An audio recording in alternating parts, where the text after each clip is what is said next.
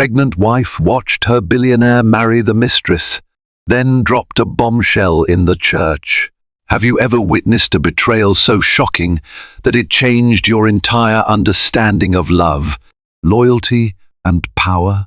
In a quiet, candlelit church in Manhattan, a pregnant wife stood in the back pews, watching her millionaire husband vow to spend forever with another woman. Heart pounding, tears burning her cheeks, she waited for the perfect moment to speak her truth. The congregation was spellbound by the bride's glittering gown and the groom's steely composure until the wife emerged from the shadows. What followed shattered the boundaries of polite society, exposing dark secrets, greed, and raw heartbreak in the most devastating way possible.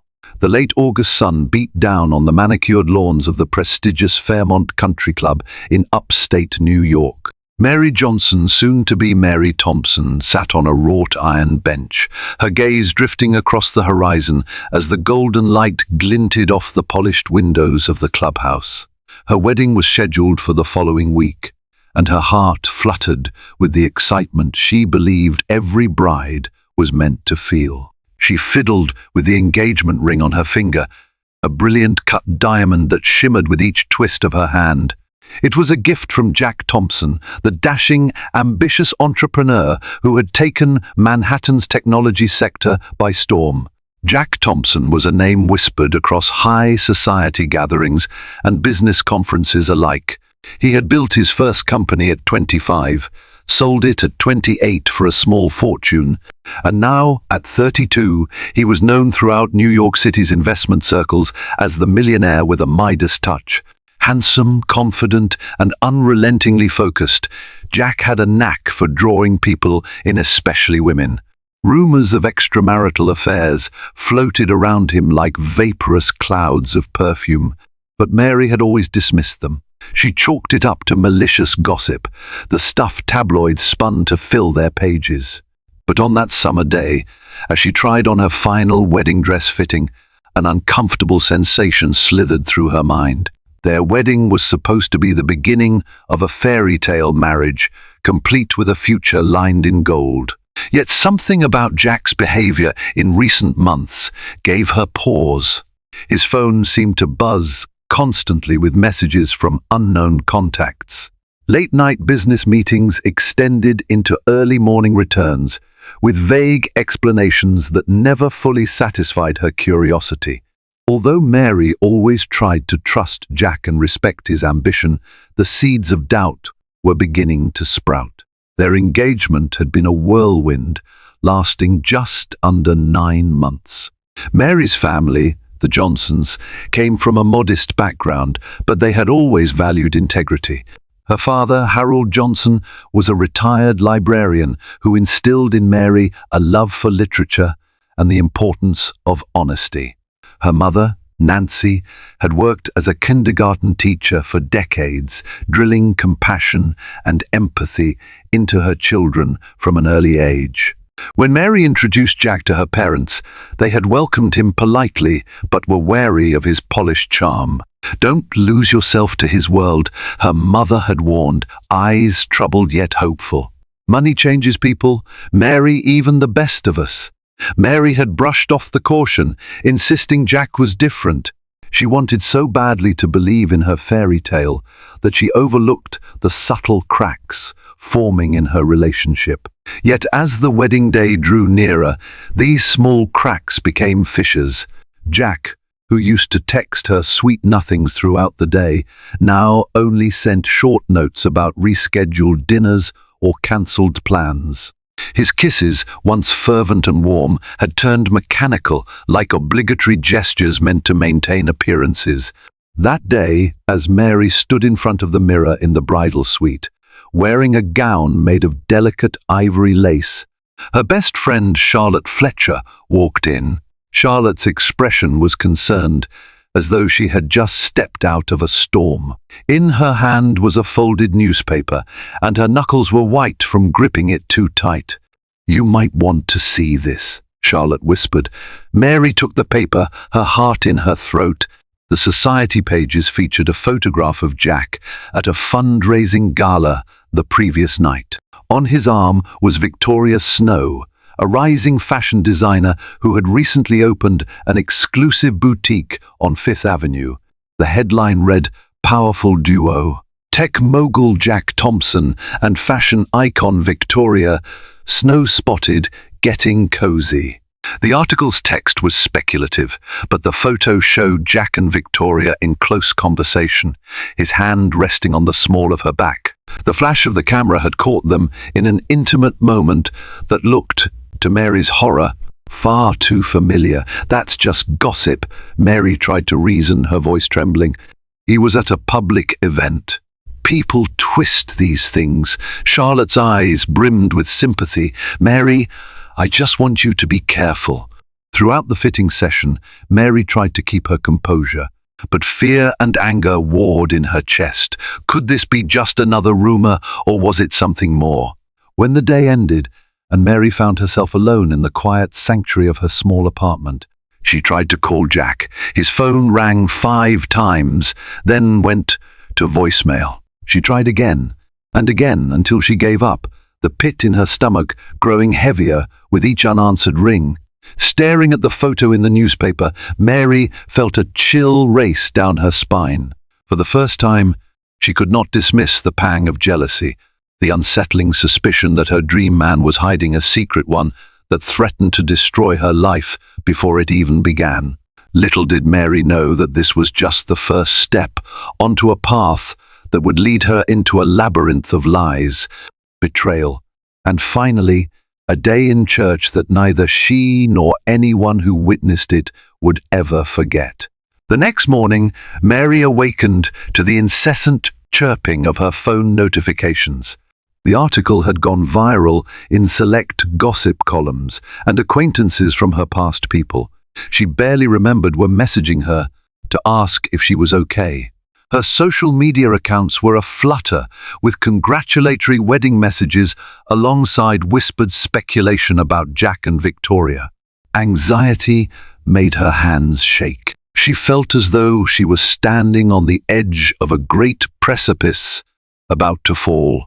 When Jack finally called back, his voice was calm, almost dismissive. "I was at a gala," he explained. "Victoria happened to be there. We talked about her new fashion line. That's it. Don't believe everything you read in those tabloids." His reassurance, however, did little to quell the unease Mary felt. She suggested cancelling the tabloids' coverage of their wedding, but Jack insisted they do no such thing. "Bad press is better than no press," he joked. But Mary couldn't even muster a polite laugh.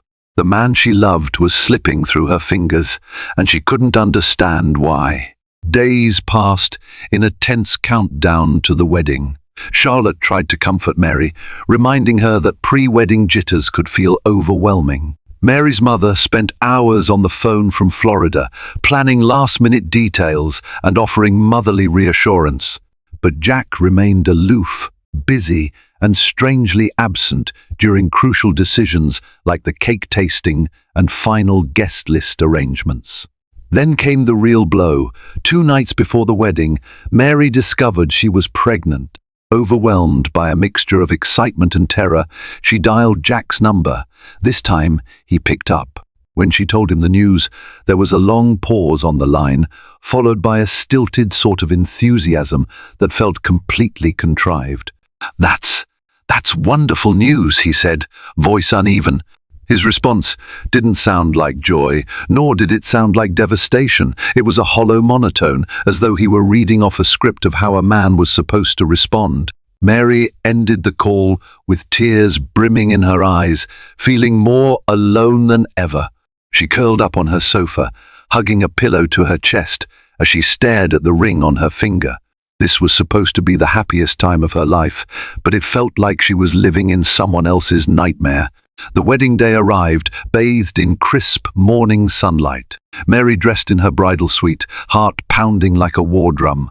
Tucking away her new secret knowledge of her pregnancy, she was determined to see Jack's face and believe everything could still work out. When the wedding march began to play, and she took that first step down the aisle, She caught a glimpse of Jack standing near the altar, tall and regal in his tuxedo. Her heart soared, a fragile glimmer of hope. The ceremony proceeded without a hitch at first. The officiant announced their names, Jack Thompson and Mary Johnson. Each recited meticulously planned vows, but as Jack spoke, Mary's stomach churned with the sense that his eyes were not entirely on her. A flicker in the back row caught her attention. A stunning woman with dark hair and high cheekbones sat quietly, her lips curving into a knowing smile. It was Victoria Snow. Mary fought the urge to tremble. She forced herself to focus on the officiant's words. When the ceremony ended and they were pronounced husband and wife, guests applauded. Mary kissed Jack, tasting the slight bitterness of dread on her lips. The reception was held in the luxurious ballroom of the Fairmont Country Club. White lilies adorned every table, and an 8-tier wedding cake towered in the corner. The band played a melodic jazz tune, while waiters glided around, offering champagne and hors d'oeuvre to a crowd of Manhattan's elite. Mary danced with her father, who tried to reassure her that all was right in the world. She tried to believe him, but that persistent knot of fear grew tighter with each passing moment.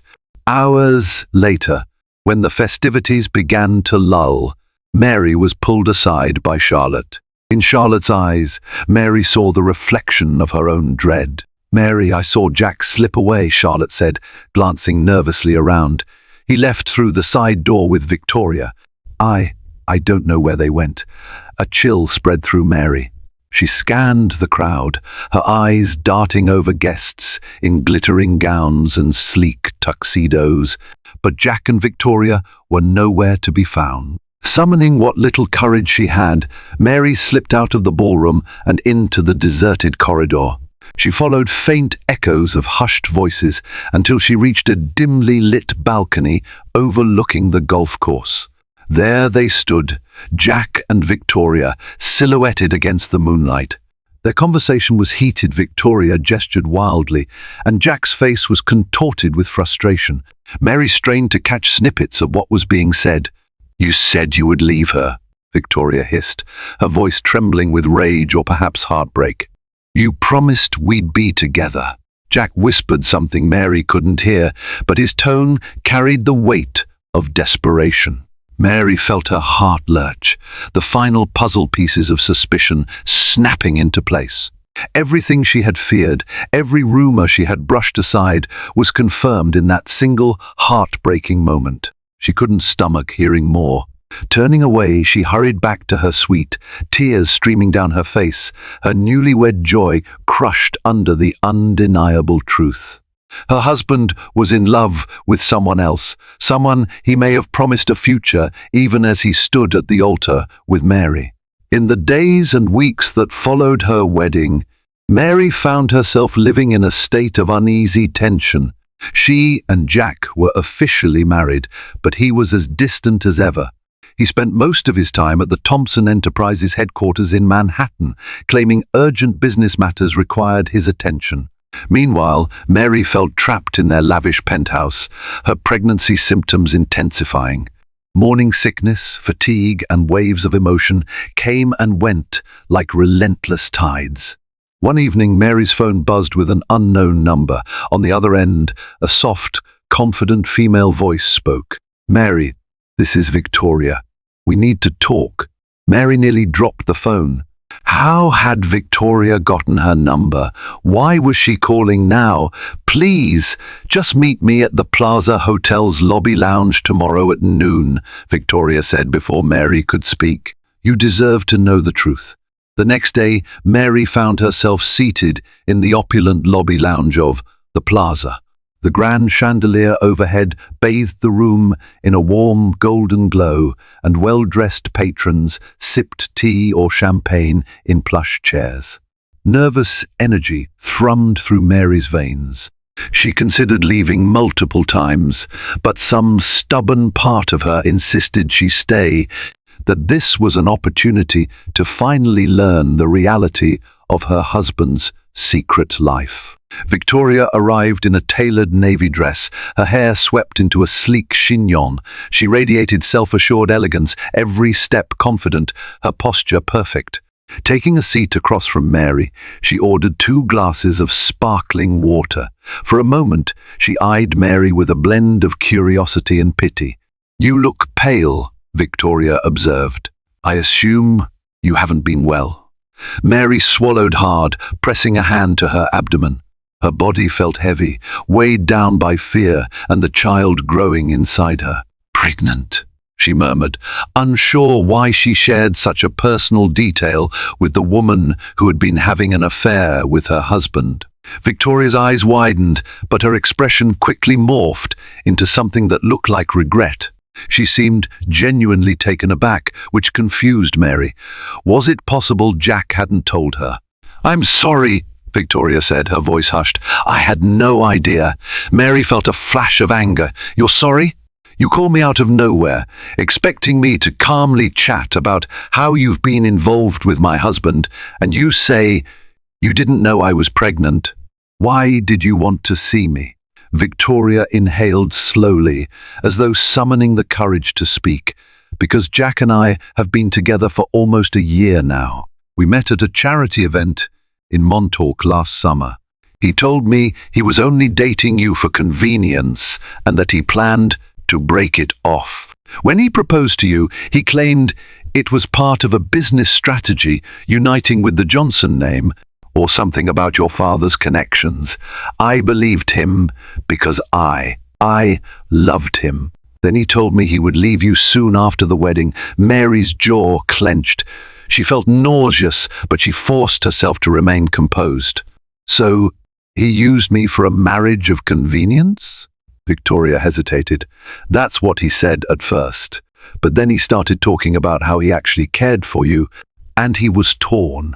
And I was foolish enough to think he'd choose me in the end." Tears welled in Mary's eyes, a mixture of betrayal and heartbreak. She thought back to every sweet gesture Jack had shown her during their courtship, every quiet moment they had shared watching sunsets or discussing books she adored. Had it all been some elaborate performance? "I confronted him after the wedding," Victoria continued, her tone growing sharper. "He panicked, said he needed more time. But I realize now that Jack Thompson's word means nothing. He has no intention of losing the public image of a perfect marriage to you, nor does he want to give up his affair with me." Mary's heart hammered. She suddenly felt that she was staring down at a gaping chasm with no bridge across. Everything she believed about Jack, their love story, even their unborn child, was tainted by his duplicity. She couldn't stop the tears that spilled down her cheeks. Victoria handed her a handkerchief. "Listen," she said gently, "I'm not here to fight you or take Jack away anymore. I'm here to warn you. He has a plan to keep us both in the dark. He thrives on secrets and control. And if you think the paparazzi coverage of your wedding was intense, wait until his next business deal goes public. This is a man who will protect his empire at any cost." They sat in silence for a moment, the hush of the plaza's lounge providing a stark contrast to the storm raging inside Mary. She felt an odd swirl of emotions, anger toward Victoria, empathy for her, and a desperation to protect her child from Jack's manipulations. "Why are you telling me this?" Mary finally asked. Victoria's confident facade cracked, and she let out a trembling sigh. "Because I truly did love him once, and I was willing to do anything to be with him. But the man I fell for is a ghost. I see that now. He's ruthless. And honestly, part of me wanted to see if you were truly as naive as he made you out to be. But you're not. You're just another victim. Maybe if we know the truth about each other, we can figure out how to move forward." Mary wasn't sure what to say. She felt hollow, as though something essential inside her had just been ripped out. The future she had imagined seemed unreal. What kind of life would she lead, married to a man who had no scruples about lying, cheating, and using her? Before leaving, Victoria passed Mary a small USB drive. There's information on here, emails, voice recordings, some texts. Jack sent me that show he's plotting something bigger. Financial deals, property transfers in both our names, but done without our knowledge. I've hired a lawyer to comb through it. I thought you'd want to know. With that, Victoria left, her footsteps echoing through the lounge. Mary stared at the USB drive in her palm, her mind awash with dread. She gathered her belongings and drifted out of the plaza like a ghost, passers-by, oblivious to the emotional avalanche crushing her soul. Mary's penthouse felt colder than usual that evening. She left the lights off, letting the city's neon glow filter through the floor-to-ceiling windows. Sitting on the edge of the plush sofa, she plugged the USB drive into her laptop and opened the files. What she saw made her blood run cold. Dozens of emails from Jack to Victoria detailing his plans to expand Thompson enterprises internationally and use his marital ties to Mary to secure favorable partnerships specifically with companies linked to her father's network. There were spreadsheets referencing offshore accounts and hidden transactions. There was also digital correspondence suggesting Jack was orchestrating a scheme that involved transferring assets under Mary's name without her knowledge. Then came the voice recordings. Jack's familiar baritone confirmed her worst fears.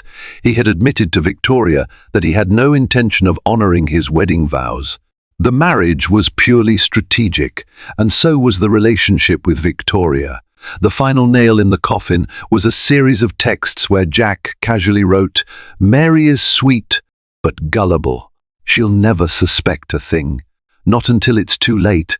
A wave of nausea gripped Mary. She ran to the bathroom and retched into the toilet, tears mixing with cold sweat. Betrayal burned like acid in her veins. When she managed to stand again, she stared at her reflection in the mirror. Her face was drawn, eyes red-rimmed. She pressed a hand against her abdomen, feeling the flutter of new life. She wasn't just fighting for her own future anymore, she was fighting for her child's safety. Hours later, Jack returned from work, stepping into the silent living room. Mary stood near the window, arms crossed. He flicked on the lights, his expression shifting to guarded concern when he saw her. "You're still up," she nodded, her eyes locked on him. "I have something to show you." Jack stiffened as she opened the laptop and played one of the recordings. The living room filled with the sound of his voice, dripping with contempt and cunning. Jack's face went ashen. "Mary, I can explain." She slammed the laptop shut, tears threatening to erupt. "Explain what? That you've been lying to me? That you used me for some business deal? That you never loved me?" He approached cautiously, hands raised in a placating gesture. "It's not that simple. Yes, I've been making some deals. But I always intended to provide for you." Mary cut him off, voice trembling with anger. "Providing for me? How generous! You think you can buy my dignity with your money?" Jack's eyes flickered, anger seeping into his gaze. "You're my wife. You knew how ambitious I was from the start. This is business, Mary. Why do you think people marry into powerful families? Love is just one aspect. You were never naive. Don't twist this," she cried. "You lied, you cheated, and you manipulated me. There's nothing complicated about that. You took a vow."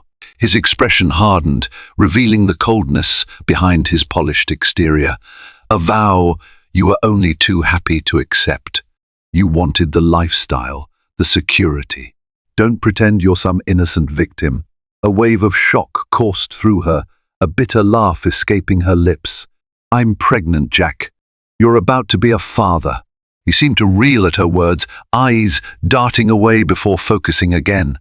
"I know," he said quietly, "and I intend to take care of the child.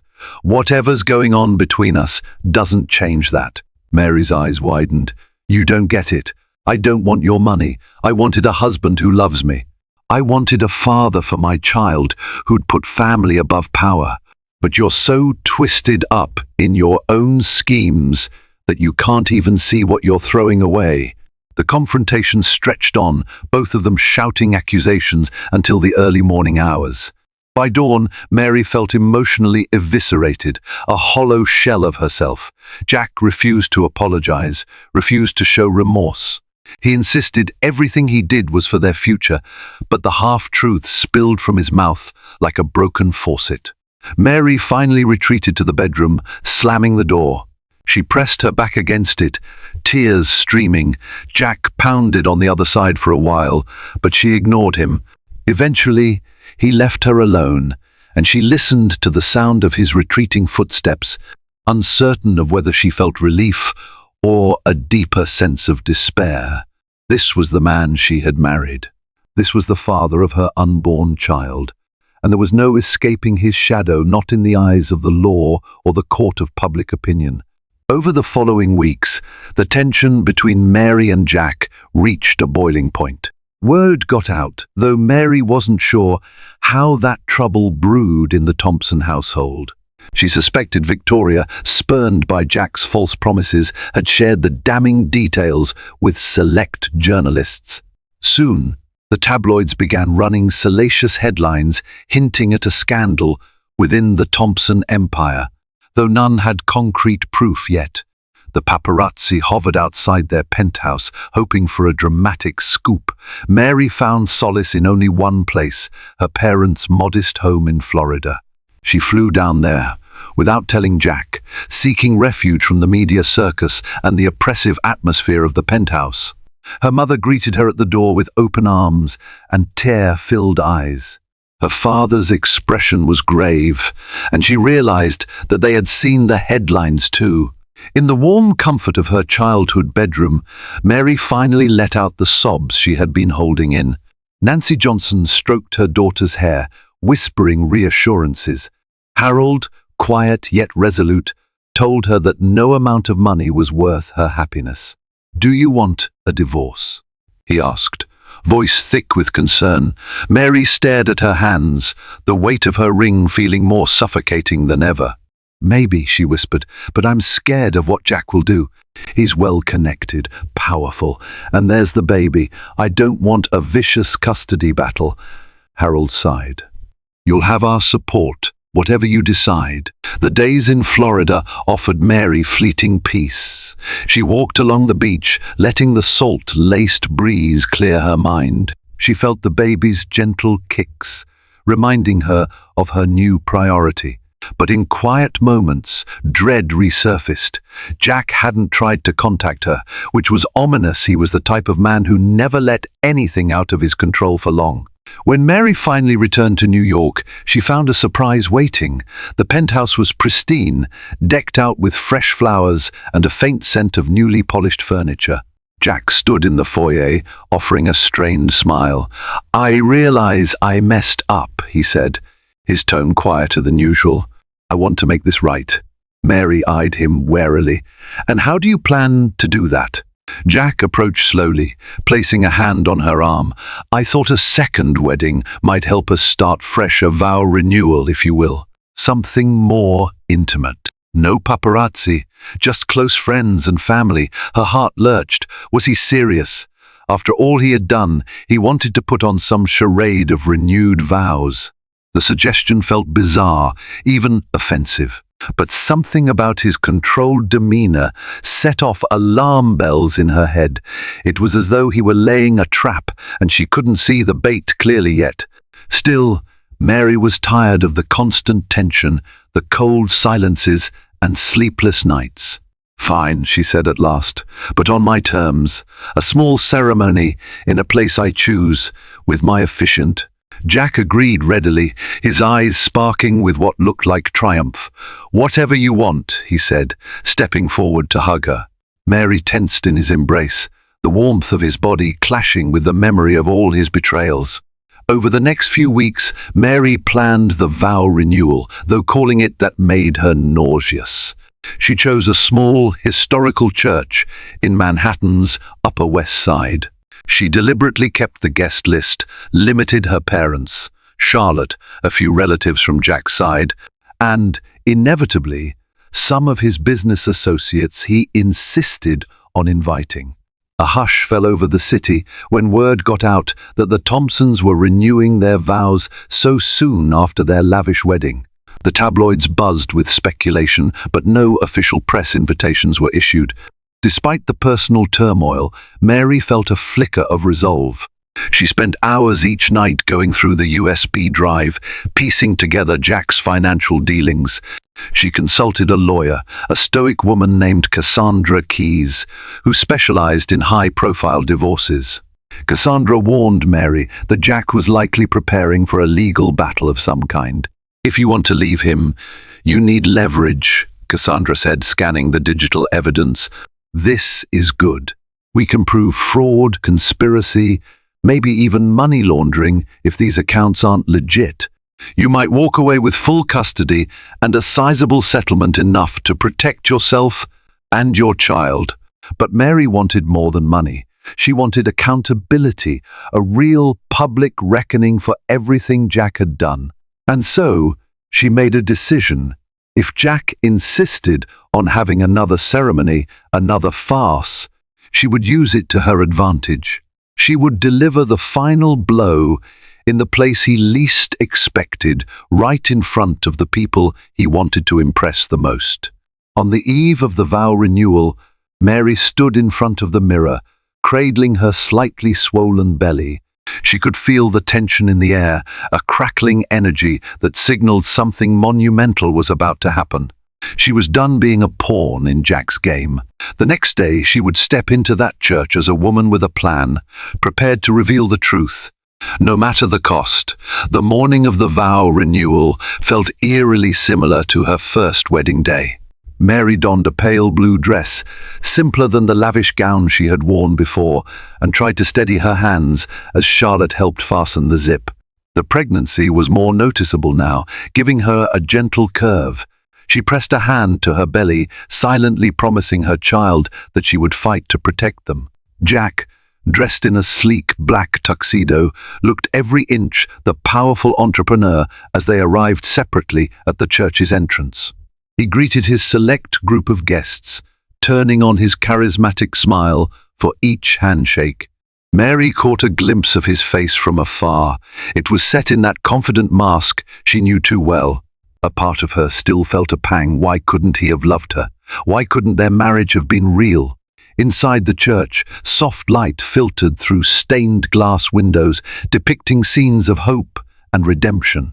The small congregation murmured amongst themselves as they took their seats. Mary noticed Victoria, seated inconspicuously in the back row. Their eyes met for a fleeting moment, and Mary felt a wave of unexpected solidarity. Today was the day Jack's carefully woven tapestry of lies would unravel. The officiant, an elderly bishop named Father James Henry, an old acquaintance of Mary's family, approached the altar. Mary had chosen him because he was known for his empathy and unwavering moral stance. Jack eyed the bishop with mild suspicion, but said nothing. Father Henry cleared his throat, and the room fell silent. "Dearly beloved, we are gathered here today to witness the renewal of vows between Jack Thompson and Mary Johnson. Thompson, who wished to reaffirm the promises they made before God and their loved ones." Mary swallowed hard, adrenaline coursing through her veins. This was her moment. She glanced around the church. Her parents sat in the front row, anxiety etched into their faces. Jack's business associates were peppered among the pews, including a couple of stern-looking lawyers. And there, near the back, were Charlotte and Victoria, both looking as if they were waiting for a storm to break. Jack was the first to speak, reciting his vow with perfect composure. "Mary, you are my wife, my partner in all things. I stand here to promise again that I will cherish you, protect you, and build a life with you founded on trust and mutual respect." Mary forced herself not to recoil. The hypocrisy of his words stung, but she kept her expression calm. When it was her turn, she took a shaky breath and held Jack's gaze. "Jack," she began, voice carrying the weight of her simmering emotions, "today, in this sacred place, I want to speak openly. I want to remind you, and everyone present, what a vow truly means. A vow is a promise of loyalty, honesty, and above all, love without conditions or deceit. A ripple of unease seemed to pass through the crowd. Jack's eyes narrowed slightly, a silent warning, as if pleading with her not to stray from the script. Mary continued, "I stand here pregnant with our child, who deserves parents that embody these values. Parents who uphold each other with honesty and faithfulness, not subterfuge and manipulation." Father Henry shifted, sensing the tension. Murmurs spread through the pews. Jack's posture stiffened, and a thin film of perspiration glistened on his brow. She reached into a small envelope, tucked into her dress, and pulled out a single sheet of paper. "Before we proceed, I feel compelled to share something with you all, some records that show Jack has strayed from these vows he supposedly wants to reaffirm. In fact, he's done more than stray. He's made me and other women pawns in his game of power." A collective gasp erupted from the audience. Jack's eyes flared with anger and panic. He lurched forward, trying to snatch the paper from Mary's hand, but she sidestepped him smoothly. The tension escalated. From the back of the church, Victoria stood. "She's telling the truth," Victoria called out, voice echoing against the high ceiling. "Jack Thompson promised me a future too. He took advantage of both of us." A chaos of voices broke out. Some guests stood in shock, while others hurried to hush Victoria. The bishop repeatedly called for calm.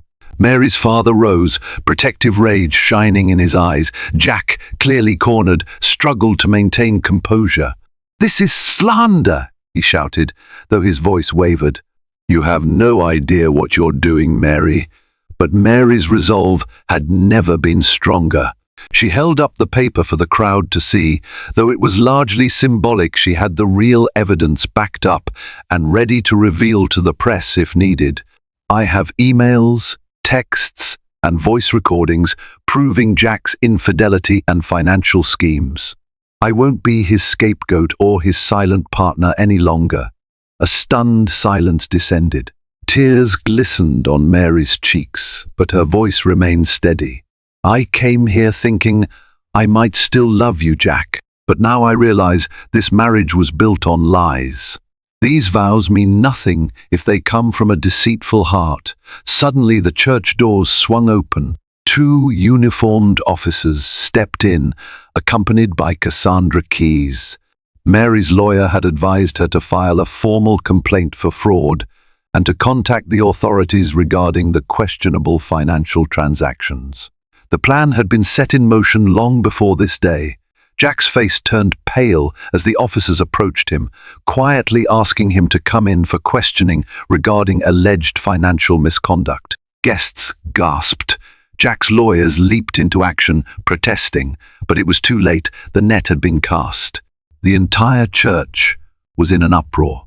Cameras flashed. Someone had apparently tipped off local reporters, or maybe they'd just caught wind of a scene unraveling at the old church. Mary watched as Jack was escorted away, his once impeccable composure shattered. He glared at her over his shoulder, hatred burning in his eyes. In the midst of the clamour, Mary felt a wave of relief, as though a 1,000-pound weight had been lifted from her chest. Tears streamed down her face, but a small smile curved her lips. The vow renewal was a ruse, one she orchestrated to corner Jack where he could no longer hide. And while her heart still ached, she knew she'd done the right thing. She had protected herself, her child, and even Victoria from further deception. By the time the doors swung shut behind Jack and the officers, the hush in the church was palpable. Father Henry, stunned, whispered a quiet prayer. Family, friends, and onlookers alike seemed unsure whether to leave or offer comfort. Mary turned to her parents. They embraced her, tears in their eyes. Over her father's shoulder, she met Charlotte's gaze. Charlotte gave her a nod of encouragement, and Victoria, standing near the back, mouthed a silent thank you. Their church ceremony was over, but the fallout was just beginning. The next few hours blurred into frantic phone calls, camera flashes, and hushed conversations in corners. Mary, drained by the emotional roller coaster, allowed her parents to guide her out of the church. Cassandra Keyes stayed behind to manage the immediate legal scramble, speaking with Jack's lawyers and the officers who had taken him into custody for questioning. Despite the pandemonium outside, Mary felt a strange calm settling over her. The grey sky above threatened rain, a fitting backdrop for the storm that had just erupted. She clutched her belly, focusing on the tiny heartbeat within, reminding herself why she had to be strong. Paparazzi, alerted by the spectacle, swarmed the church steps, shouting questions at her. "Miss S. Thompson, is your marriage over? Were you aware of your husband's affair? Is it true Jack Thompson has been arrested for fraud?" Mary said nothing. With a protective shield formed by Harold and Nancy Johnson, and Charlotte at her side, she moved through the throng and disappeared into a waiting car. Once they were safe inside the vehicle, Charlotte gave Mary a worried look. "You were so brave in there. Are you sure you're okay?" Mary leaned her head back against the seat. "I don't know. I just know I had to do it." They drove to a small boutique hotel on the outskirts of Manhattan, away from the media frenzy near the Thompson penthouse. With the help of Cassandra, Mary had booked the suite under a different name to avoid detection. Once inside the room, Mary practically collapsed onto the bed. The emotional weight of her decision bore down on her, leaving her trembling and tearful. Her mother rubbed her back. "We're proud of you, sweetheart. No one deserves to be treated the way Jack treated you." Her father, always a man of few words, added, "You did the right thing." Mary attempted a smile. "I just couldn't live with that lie anymore," she whispered. "Not when I have a child to think of." In the following days, the news of Jack Thompson's arrest spread like wildfire. Though he was bailed out within hours, the damage to his reputation was immediate and severe. Headlines splashed across local and national outlets. Millionaire mogul accused of fraud, secret vow renewal becomes showdown, and pregnant wife exposes. Jack Thompson's double life. Law enforcement froze several of Jack's business accounts, pending investigation. Investors panicked, and Thompson Enterprises' stock value plummeted. For a man obsessed with control and public image, it was the ultimate downfall. In a desperate attempt at damage control, Jack's high-powered legal team began spinning stories. Claiming Mary had fabricated evidence out of jealousy, they threatened to sue Mary for defamation. But Mary had her own arsenal, the USB drive, verified by forensic experts.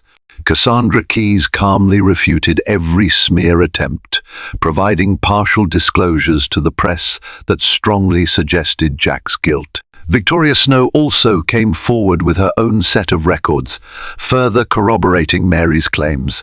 The media feasted on every twist and turn, painting Jack as a cunning manipulator who preyed on vulnerable women for personal gain. Amid the legal chaos, Mary struggled with her own sense of heartbreak. She was filing for divorce, but a part of her still grieved for the dream she once believed in. She had loved Jack, truly loved him. Now she had to reconcile that emotion with the cold-blooded reality of who he truly was. Victoria reached out, inviting Mary to coffee at a discreet cafe away from the paparazzi-laden streets. Mary agreed, curious about the woman who had once been her rival. When they met, Victoria looked exhausted, yet more at peace. "You did it," Victoria said, admiration in her voice. "I never thought he'd be held accountable for all the lies he told us." Mary shrugged, sipping a decaf latte. "I just did what I had to do. Now I'm worried about the future. Will he fight for custody of the baby out of spite? Will he try to ruin me financially?" Victoria set her cup down. Jack is cornered. Most of his business allies are jumping ship, and from what I hear, the state might press serious charges if the investigation proves he laundered money. He'll have bigger worries than fighting you in family court. The thought provided a shred of comfort. Still, Mary knew Jack was not the type of man to go down without a fight. As if reading her mind, Victoria reached across the table to gently squeeze her hand. "You have to stay strong," she said, genuine concern in her eyes. "If I can help with anything, I will. I'm not proud of my role in all this, but I see now I was just another pawn in his game. I'm sorry for the pain I caused you." Mary felt the sting of tears. "I appreciate that. This hasn't been easy for any of us." They parted with a hesitant embrace, a silent understanding that they'd both been victims and survivors of Jack Thompson's grand manipulations. By the end of the week, Mary found her spirits lifting, if only slightly. She had a clear path now: finalize the divorce, ensure her baby's future was secure, and reclaim her life from the ashes of betrayal. She decided to stay in New York, at least until the legal proceedings ended. After that, she wasn't sure. Perhaps she would move to Florida to be closer to her parents, or maybe find a quieter suburban life to raise her child. For the first time in months, her decisions were hers alone. One evening, Mary sat in the small hotel suite, gazing out the window at the glimmering city skyline. The phone rang. It was Cassandra. "You're going to want to turn on Channel 7, she said. "Right now." Mary fumbled for the remote. Switching on the TV, the anchor reported a breaking story. Jack Thompson was spotted entering a courthouse, flanked by his legal team, facing new charges related to financial malfeasance. Footage showed him pushing past reporters, grim-faced and silent. Relief mingled with sorrow in Mary's heart. This was happening. Justice was finally catching up with Jack Thompson. She turned the TV off and exhaled. The bombshell she had dropped in that church was no longer just an act of defiance, it was a turning point. She allowed herself a small, trembling smile. For once, the future felt a little less terrifying. As Jack's legal woes escalated, so did the media frenzy. Journalists camped outside the courthouse, speculating about every new development in the case.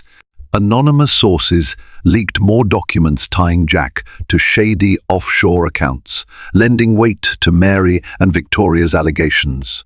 Tabloid headlines declared the pregnant wife who brought down a millionaire, while more reputable news outlets ran in-depth segments on the case's implications for corporate ethics. Mary tried to keep her head down, focusing on her health and the well-being of her unborn child.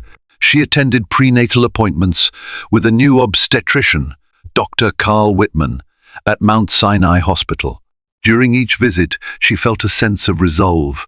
For too long, she had allowed Jack's decisions to dictate her life. Now, she was making choices rooted in self-preservation and love for her growing baby. Then came a court date that would decide whether Jack would remain free on bail or be held pending trial. His attorneys had been scrambling to discredit Mary, but the judge seemed unimpressed by their tactics. Cassandra accompanied Mary to the hearing, offering a supportive arm as they walked into the courtroom. Despite everything, Mary's heart pounded painfully in her chest at the sight of Jack sitting at the defense table, impeccably dressed, yet visibly tense. He glanced at Mary, his once familiar eyes now filled with a strange mix of anger and desperation. For a moment, she wondered if he felt any guilt at all for betraying her. But the thought passed quickly.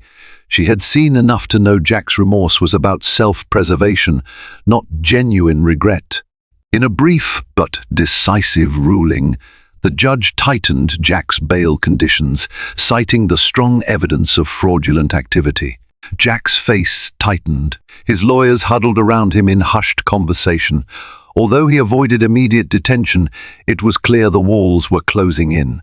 Outside the courthouse, reporters clamored for statements. Cassandra advised Mary not to speak, so they pushed through the throng, cameras clicking madly. Someone shoved a microphone into Mary's face, asking, "How do you feel about your husband's legal troubles?" She swallowed back a surge of emotion, ignoring the question as she slipped into a waiting car. In the days following that hearing, Jack made a single attempt to contact Mary directly. He left a voicemail a far cry from his earlier bravado, pleading with her to remember the good times and consider the future of their child. His tone suggested he wanted to negotiate privately, perhaps to keep some aspects of the case out of the public eye. Mary deleted the message without responding. She had already started the divorce process and had no intention of letting him manipulate her again. Meanwhile, Mary's father quietly looked into the money Jack had siphoned through her name. He enlisted the help of an old friend, a retired financial investigator. Bit by bit, they uncovered the labyrinth of shell companies and secret funds Jack had set up. Each discovery strengthened Mary's legal position. It also deepened her anger. Jack had not only betrayed her heart, but also tried to entangle her in potential criminal charges. One afternoon, Mary and Cassandra sat in a law office, finalizing the divorce papers. Mary's stomach fluttered anxiously. This wasn't how she expected her story to go. She had dreamed of a lifetime with Jack, raising a family together. Yet here she was, signing documents that severed their legal bond. Tears gathered in her eyes, but she wiped them away, determined to stay strong. Cassandra placed a reassuring hand on her shoulder. "This is the start of your new life," she said softly. "You're breaking free from a toxic marriage. You should be proud of yourself." Mary nodded. "I'll try to remember that." Once the paperwork was filed, Mary steeled herself for the next battle, ensuring full custody of her child. She refused to let Jack spin fatherhood into another one of his power plays. With Cassandra's guidance, she was confident she had enough evidence to protect herself if Jack attempted a custody dispute out of spite. As weeks turned into months, the media coverage shifted focus. More pressing national news overshadowed Jack's scandal. Though local outlets occasionally featured updates on his upcoming trial, the world at large seemed to move on. For Mary, that was a blessing. She craved the anonymity of a normal life, away from the glare of public scrutiny. She decided to sell Jack's penthouse, an asset she had legally gained partial ownership of. The place held too many haunting memories of a man she thought she knew. Using the proceeds, she purchased a quiet, modest home near her parents in Florida, though she would maintain a small apartment in Manhattan for her legal obligations. Her heart was set on a fresh start. She wanted her child to grow up with a sense of belonging and family warmth, not in the sterile corridors of high society. The final hearing for Jack's case approached. Word was that the prosecution had secured damning witness testimonies from disgruntled employees and associates who refused to be scapegoated. Mary had provided her own statement, recounting Jack's manipulations and presenting her trove of evidence. Victoria Snow also cooperated fully. The court date loomed like a dark cloud on the horizon, but Mary knew it would be the last major battle. One way or another, justice would be served. In a bittersweet moment, Mary realized she felt pity for Jack. He was a deeply flawed man, driven by ambition so intense it had hollowed out his humanity. Yet, as much as she pitied him, she would never forgive him for what he did. Not fully. He had shattered her trust, robbed her of illusions, and nearly jeopardized her future. But in the end, he had also unwittingly given her something precious, the strength to stand alone, to fight back, and to protect the life growing inside her at all costs. 6 months later, Mary cradled a newborn baby girl, Lila Grace, in her arms. Holding her daughter, she felt an overwhelming sense of wonder, knowing all the heartbreak had led to this fragile, beautiful life. She had delivered Lila in a quiet Florida hospital, away from New York's relentless spotlight. Her parents stood by, beaming as they welcomed their first grandchild, and Mary felt a profound relief in their steady presence. Meanwhile, Jack's legal battle had reached its climax. Not long after Lila's birth, a jury found him guilty of multiple fraud charges. He was spared on a few lesser counts, but the conviction meant prison was almost inevitable. From her hospital bed, Mary read a terse text from Cassandra, confirming the verdict. She felt a flicker of regret. For the man, Jack might have been but more than anything. She felt relief. His downfall was the natural consequence of his calculated deceptions. Over the following weeks, Mary tried to settle into life as a single mother. She bought a modest home near her parents' neighborhood, planting a small magnolia tree in the backyard to mark Lila's arrival. Morning sunlight streamed through the windows, illuminating the baby's bassinet and reminding Mary of how different her life had become since exposing Jack at the altar. That dramatic moment of truth had catapulted her into chaos, yet it also set her free. Jack reached out only once after the conviction. His voicemail apologized grudgingly for pushing things too far, then segued into hollow talk of fixing their relationship. Mary deleted it. She knew he was simply maneuvering for leverage before his sentencing. The thought that he might fight for custody, despite his crimes, twisted her stomach, but Cassandra assured her that Jack's case was weak. Evidence of his schemes was stacked too high for any judge to grant him significant parental rights. Victoria Snow also contacted Mary to offer congratulations on Lila's birth. Though they had once been rivals, they now shared a quiet respect forged by surviving Jack's manipulations. Victoria had rebuilt her fashion label in another state, far from the PR scandals that once plagued her. She and Mary exchanged occasional messages, never close friends, but tied by a strange solidarity few others could understand. On a balmy evening, Mary's father set up a small barbecue in her backyard. The family gathered for a simple dinner, passing Lila around as she cooed and gurgled. Gazing at her parents and listening to the rustle of magnolia leaves, Mary felt genuine peace. After so much turmoil, the fake vow renewal, the public arrest, the bruising legal battle, she was finally free to envision a future defined by love and honesty instead of betrayal and secrets. Still, she couldn't completely banish the past from her mind. Now and then, she remembered her wedding day, how she'd walked down a grand aisle, brimming with naive hope. She recalled the look on Jack's face when he was escorted out of the church, his mask of composure shattered. Sometimes it hurt to remember, but it also reminded her how far she had come. In the end, Mary realized that justice does not always arrive in a neat package, nor does healing happen overnight. Yet, she had reclaimed her life, protecting her daughter from the toxic cycle Jack once controlled. As Lila drifted off to sleep, Mary whispered a promise. She would raise her child to know the strength of truth, the necessity of courage, and the unbreakable power of a mother's love.